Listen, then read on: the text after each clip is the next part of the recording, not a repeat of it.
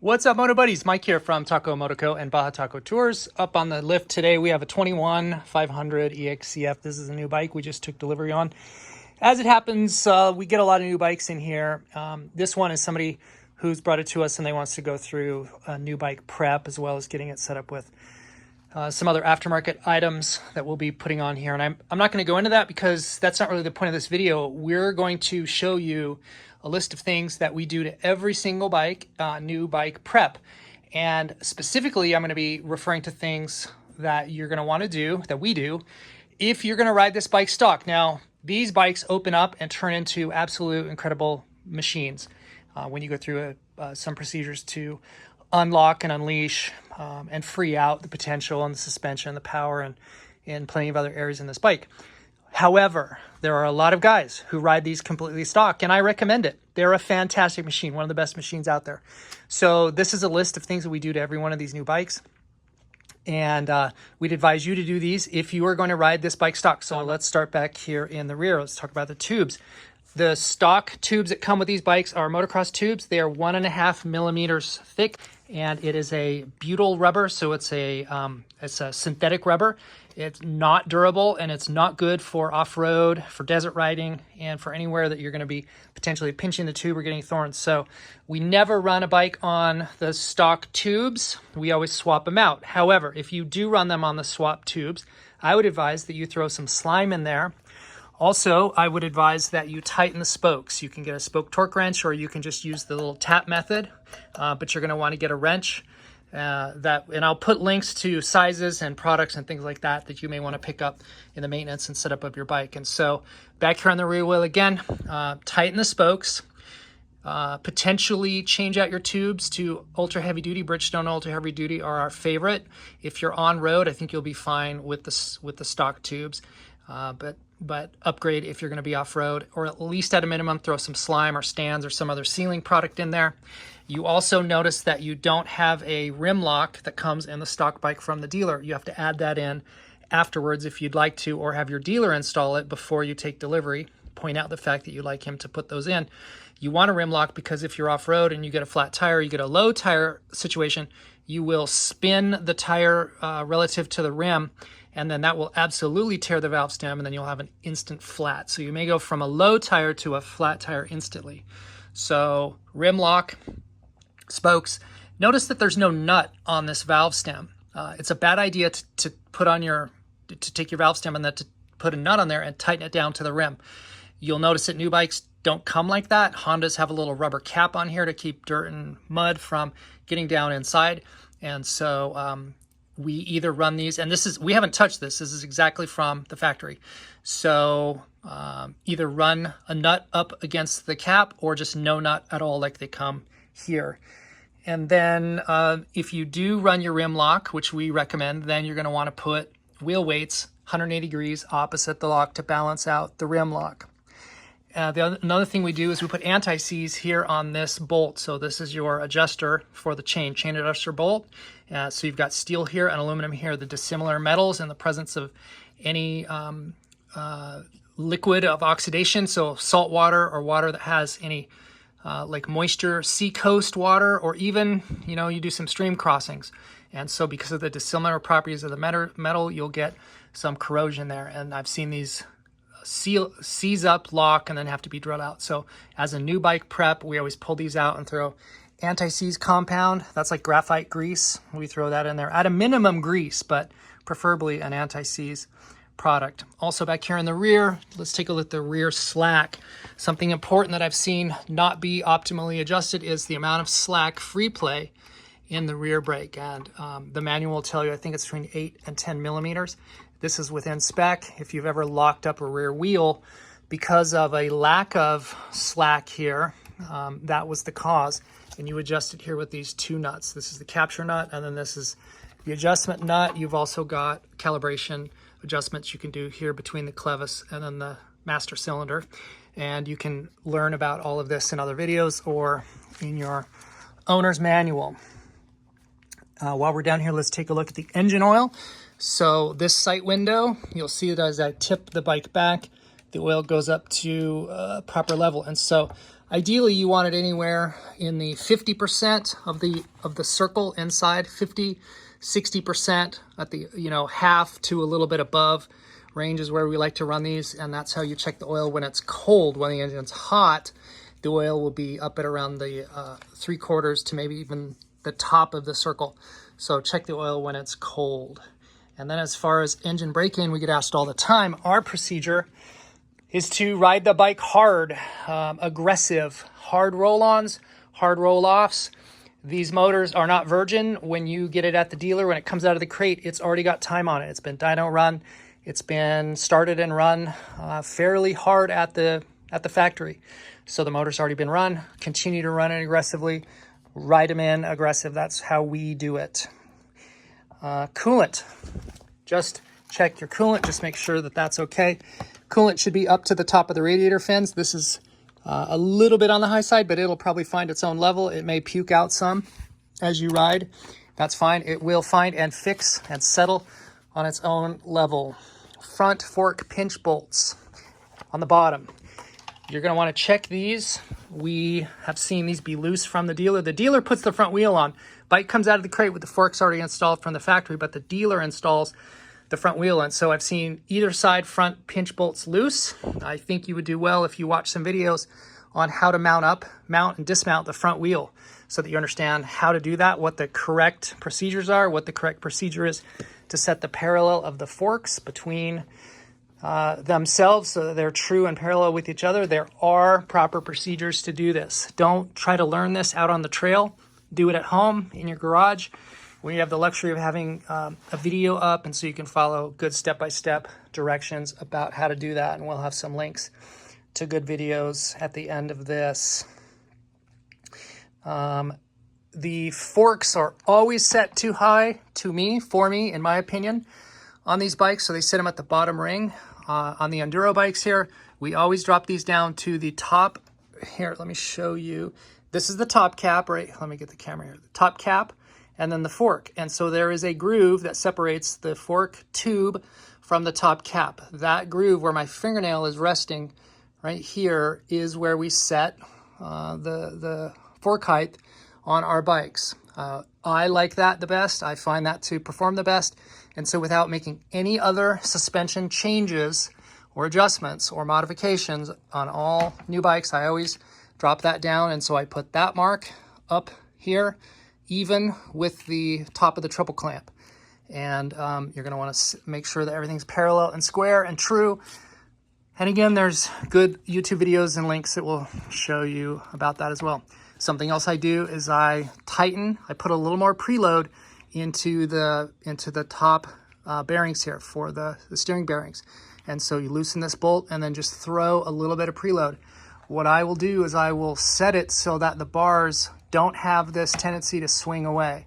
What I want is for them to hold position when the wheel is off the ground and just stop and hold itself. And so they come a little bit loose. There are guys who like to pull off the steering stem bearings and put more grease in there. There are guys who like to pull the swing arm bearings and add extra grease. I don't recommend that, and we typically don't do that. But if that's something you want to do and that's part of your procedure, that's fine. Now would be a good time to do that. Also, look in the manual and understand what the clickers do, and then you've got your bleeders up here. And so occasionally, per the manual, you're going to want to bleed out the air here in the top of the fork. You will get air, compressed air in there, temperature changes. There's a lot of things that will create air pressure, positive air pressure in the forks, and that will change the dynamics of the suspension. And so it's a good idea if you bleed that off on occasion. Mirrors and controls. So new bikes at the dealer, they install the mirrors. And a lot of times you'll see that the mirrors are here in this like low position. Well, lo and behold, these things extend up. See how the stock gets longer and longer? That's because you can loosen these screws right here and extend them out. So if your mirrors are way down here like this, basically at your hands, you can extend them up, and then you can get them high enough where they'll just come off the stock. So whatever you want to do by way of adjustments on the mirrors. A lot of guys have not discovered that little trick. All right, charcoal canister on this side. So here is another little rider tip. There is a check valve inside of the gas tank here that is supposed to prevent, if you tip the bike over, it's supposed to prevent fuel, liquid fuel, from running through this line and then collecting down into the frame here. Here in the frame is a port, and then inside of the frame, the down tube, there's a charcoal canister. Sometimes, on rare occasions, hopefully this doesn't happen to you, but if you ever tip the bike over and gas were to flow through here and to go into the charcoal canister, when you tip the bike up and try to start it, it may not restart, and that is because it's sucking in all of those charcoal vapors. It's pulling them in, and then the bike is going to have a difficult time starting.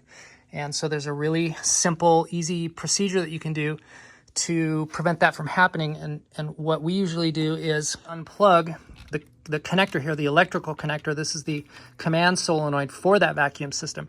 And so if you unplug this, then it won't turn on, and then you won't be sucking in those vapors. And crank the bike and then get it started, and then you could plug that back in and then continue on.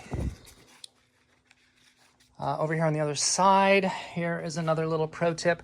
This O-ring right here, this is the fuel disconnect for the gas tank. And so when you press that and pull this apart, do a little twist and pull, and there we go.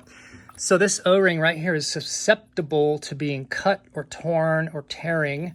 And so whenever you reinstall this back into itself, put a little grease, oil, Vaseline, chapstick back in. If you put it in dry, it is difficult to put in. Also, another little tip is to twist it, give it a little twist and turn as you slide it in. So you're sliding in and twisting it like this in that motion, and that will help it to go in a lot easier. Your owner's kit should have a couple of spares of these. We also have those. If you need some spares, you should probably carry some with you. I've never really seen anybody get stranded, but I've seen bikes leak fuel because they had an issue with that O-ring. So that's something you're going to want to be aware of. Another thing too is a lot of guys will ask about this little paint mark here on the sprocket, on the primary sprocket. Notice that there is the artifact of a paint mark here, but then you can see there's the paint mark here on the dome washer, and they have moved relative to each other. This sprocket, this bolt locks the sprocket to the output shaft. This dome washer floats. And so the reason that they don't line up anymore is because the dome washer has moved relative to the sprocket, or to the bolt, the sprocket bolt. So if you want to mark that, to reference that, put a mark. Let me turn it like this a little more. So here is where I would mark it. So you've got a paint mark here on the sprocket bolt, and then you could come over here to a tooth on a sprocket. Mark those two relative to each other, because the sprocket will never turn because it's splined into the output shaft. If the bolt turns, and it could, then the bolt mark would be off reference to the sprocket mark. Again, who cares what the dome washer does? It's going to float itself all around. So I'm not sure why. Well, at the factory they do that just probably as a final check. But for reference, again, the bolt to a sprocket tooth is how you would do that. Shift lever, this bolt right here, 8mm bolt. I have seen these loose from the factory. I've also seen them loosen up in the first ride. So the shift lever is splined, and it can and has fallen off. I have seen guys come up from trail rides with this missing, and that sucks. We carry these. We carry the bolt, and then we carry spare levers for that very reason. You would do well to tighten that bolt, torque that bolt, make sure that it's good and tight. Also, this zip tie here that's on the slave cylinder, and then these harnesses right here, I have seen where a guy had a problem where he had a short in between the collar. So the collar of the banjo fitting here cut into the harness, and then he had a short, caused check engine light and some other issues on his bike. So what I would recommend is cut this one off, and then if you want to, use another zip tie, but do it up here against the braided hose, not down here on that little collar on the banjo fitting. Taking a look over here at the throttle body on the right hand side, notice you have a red knob up there for the idle speed adjustment, and then the yellow knob for choke. Read what those are, what they do, why you use them. Also understand that when you press in the detent on the fast idle, what that does and how that works, and then how you can reset that by reaching up on the throttle grip and turning it backwards to release it. So understand what that is, how it works, and why you would use that. Also, learn about brake fluid, learn about what the types are, what type you should carry with you, learn which type you should not use on your bike, and then understand how often you might need to change that. Something else to be out on the lookout for are these steering stop bolts. When I was out doing a test ride on this bike, I noticed that it was just like this. I couldn't get any left-hand turn out of the thing. So this thing was loose. It rattled itself loose in a little bit of test riding. So you might want to just double check that these 10mm nuts are tight. Wouldn't be a bad idea to also tighten this 13 or throw some Loctite on this, which is what I'm going to do to this one right now. Up here under the headlight mask are a bunch of Molex connectors. These are non-sealed type of connectors, and you'll get water and moisture in here, and that will cause corrosion. So we seal all these up with some dielectric grease, and how we do that is we just squeeze it here into the face of the female terminal, shove that in with your finger, get a nice coating of it in there. You really cannot overdo it. There's no such thing as too much. The idea is to coat all of the surfaces so there's no oxygen present and to repel water, and then you can reassemble those. The most important one, if you only wanted to do one of these, for whatever reason, and we do them all, but if you only were going to do one of them, the most important one to do is the start-stop switch connector right here.